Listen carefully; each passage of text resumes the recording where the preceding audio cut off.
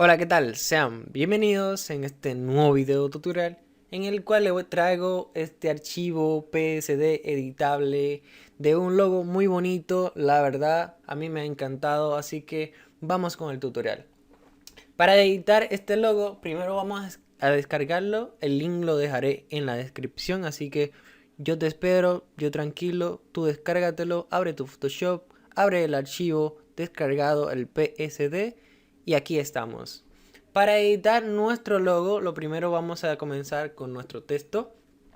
Vamos a seleccionar nuestra herramienta de texto y vamos a darle clic aquí al final de nuestro texto y vamos a comenzar a borrar las letras.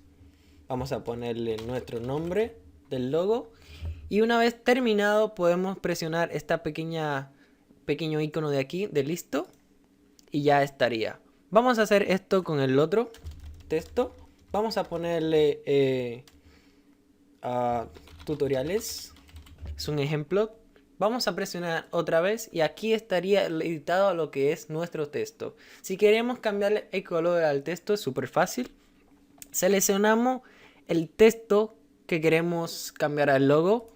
En este caso solo la parte de Delvin le voy a cambiar el logo. Vamos a ir aquí arriba, en esta parte de este cuadrito blanco. Vamos a ir a esta parte de aquí arriba, el cuadrito blanco. Le vamos a dar y vamos a seleccionar un color. Como pueden ver, este color que nos va a aparecer en pantalla, podemos ver los cambios. Esta barrita la podemos mover si la tienen enfrente. Vamos a seleccionar un color azul. Ahí está, tenemos un color azul, podemos aclararlo un poquito o oscurecerlo como ustedes prefieran.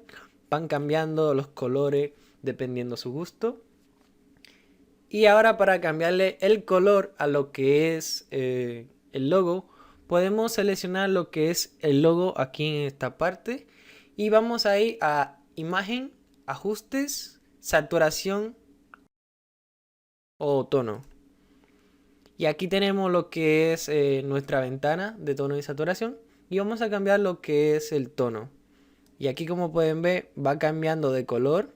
Si te gustan este tipo de documento PSD, ya sea para tus proyectos o para clientes, puedes dejarme un like, suscribirte al canal. La verdad, eso me ayuda mucho. Y nada muchachos, hasta aquí el tutorial. Espero que te haya gustado, la verdad.